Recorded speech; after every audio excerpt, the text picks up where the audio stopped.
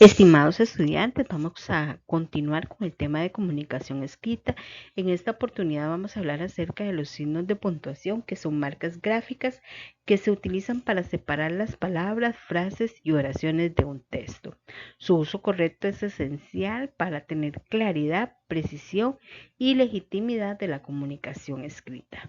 Como futuros gestores logísticos, ustedes deben aprender especialmente a utilizar correctamente los signos de puntuación, ya que esto les va a ser útil a la hora de transmitir información compleja y precisa, a la hora de hacer informes administrativos u otro tipo de documentos que tengan que entregar a las jefaturas o a proveedores, inclusive a clientes.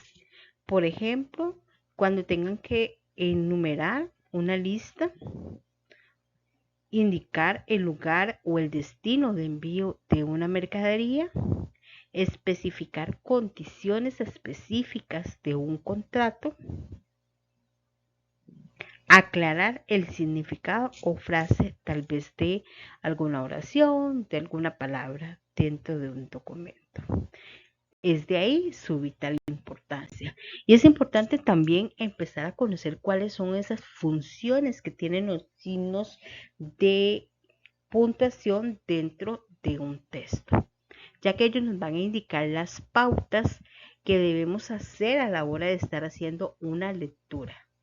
Al hacer esas pautas vamos a poder tener una mayor comprensión de lo que estamos leyendo, y esto va también a ayudar a que nuestros receptores comprendan mucho mejor el mensaje que queremos transmitir.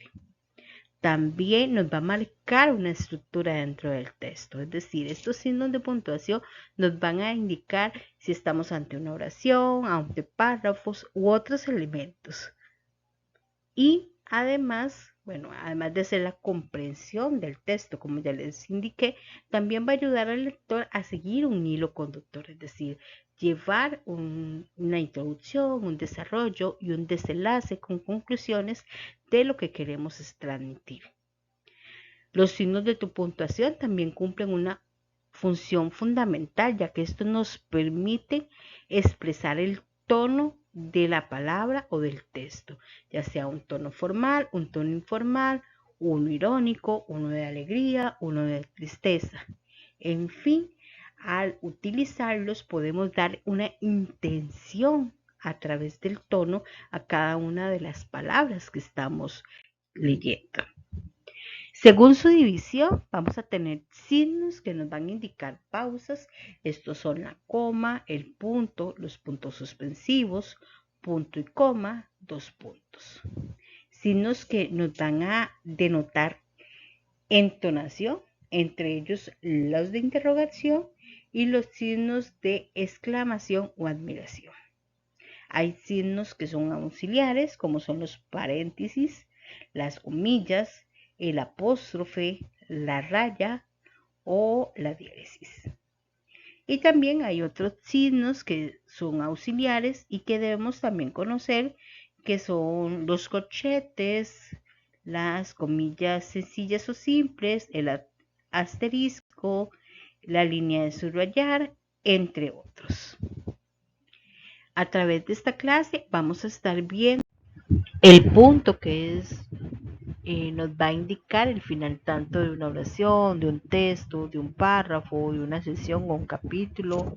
Lo vamos a utilizar para oraciones enunciativas, interrogativas, exclamativas, así como para abreviaturas o las siglas de las instituciones, eh, por ejemplo, el ICE, por ejemplo, ONU, eh, después de las abreviaturas como SR de señor, SRA señora, entre otros. El punto y coma es un signo de puntuación que indica una pausa mucho más larga que la coma. Se va a utilizar para separar oraciones que están relacionadas entre sí, pero que no tienen una relación causa o efecto. También se va a utilizar para separar oraciones o enunciaciones cuando ya se ha utilizado la coma, en oraciones justapuestas y delante de conectores como por lo tanto, sin embargo, en cambio, es decir, no obstante. Por su parte, los dos puntos los vamos a utilizar para introducir una enumeración, una cita, para introducir también una explicación, una conclusión, para separar dos oraciones que tienen una relación estrecha, como se observa en los ejemplos que están en esta diapositiva. Por su parte, los signos suspensivos son signos que los vamos a utilizar para indicar una pausa o interrupción a la hora de estar realizando un discurso. Asimismo, también para indicar dentro de un texto que se están omitiendo palabras. Pero otro de los usos que le damos es que nos ayuda a expresar duda, incertidumbre, suspenso, asimismo como sorpresa o admiración.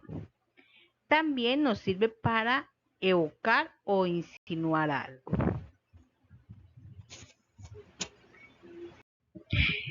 Siguiendo con los signos de puntuación, ahora analizaremos el uso de la coma.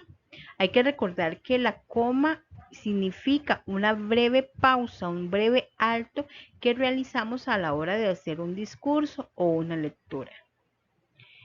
Es realmente un signo de mucha importancia ya que nos permite ir aclarando el significado del texto y hacerlo más legible o comprensible tanto para la persona que está leyendo o dando un discurso como para los receptores.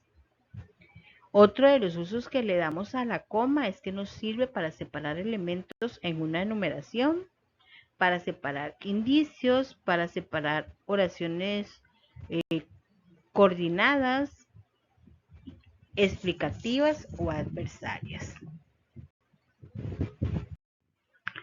Otro de los usos de la coma es en los conectores del discurso. Después de palabras como sin embargo, aún así, no obstante, o sea, en primer lugar, por último y por ejemplo, siempre vamos a colocar una coma. Después de interjecciones como oye, bravo, hola, madre mía, qué barbaridad, entre otras, también colocamos una coma. Para separar fechas son muy usuales en gestión logística realizar contratos o documentos en los que tengamos que colocar la fecha. Entonces vamos a separar el día de la fecha. Lo vemos en el ejemplo donde dice lunes 4 de agosto 1997. Si tuviéramos la ciudad o el país, sería por ejemplo Limón, 4 de agosto 1997. Continuando con los usos, vemos que también si tenemos una cita entre comillas, la vamos a separar del verbo por medio de la coma. Veamos el ejemplo. Creo que ganaremos la copa. Estamos trabajando duro, dijo ayer el entrenador. Vemos que la frase que dice el entrenador está entre comillas, seguidamente de la coma, el verbo dijo y indica quién es la persona que expresa, además de cuándo lo expresó. También vamos a utilizar la coma cuando tenemos una combinación de otros signos de puntuación. Puede ir detrás de otros signos de puntuación menos del punto y coma y de los dos puntos. Veamos la siguiente expresión o el siguiente ejemplo. Mamá, ¿puedes venir? Vemos que tenemos una frase exclamativa, la coma y una frase de interrogación. El signo de interrogación siempre nos va a evocar a una pregunta, sea una pregunta indirecta, directa, retórica, exclamativa, pero también tenemos que tener en cuenta que aparte de ser esa intención de interrogación dentro del texto, a la hora de escribir hay que estar bastante claros que utilizamos un signo de apertura y un signo de cierre que marca esa oración interrogativa. Asimismo, esas frases o los signos se escriben pegados a la primera y la última frase de esa oración interrogativa. Seguidamente estaremos conversando acerca del uso de los signos de exclamación. Este signo de exclamación nos va a servir para expresar sorpresa, admiración, júbilo, también para ira, dolor, alegría, entre otros. Igual que los signos de interrogación se van a escribir pegados a la primera y a la última palabra que marca esa exclamación. Y como ya les dije, nos sirve para llamar la atención, para expresar emociones o para dar una orden o advertencia. En resumen, vamos a utilizarla como para hacer una pequeña pausa dentro del texto y para separar elementos en una enumeración. El punto va a ser para indicar el final de una oración en cuanto al punto y aparte, ¿verdad? Porque el punto y seguido nos va a servir para separar oraciones independientemente que tienen una relación estrecha. Los dos puntos para introducir una enumeración o una cita o una explicación. Los puntos suspensivos para indicarnos que hay una breve pausa o interrupción del discurso. También para indicar que se omite una palabra dentro del texto o expresar que hay duda o suspenso. Los signos de interrogación, como su palabra lo indica, es para expresar que hay una pregunta que vamos a realizar dentro de la lectura o dentro del texto. Y los de admiración nos van a evocar sorpresa o admiración. Muchas gracias. Hay una práctica que es un cuestionario que ustedes deben realizar para verificar el aprendizaje de este contenido.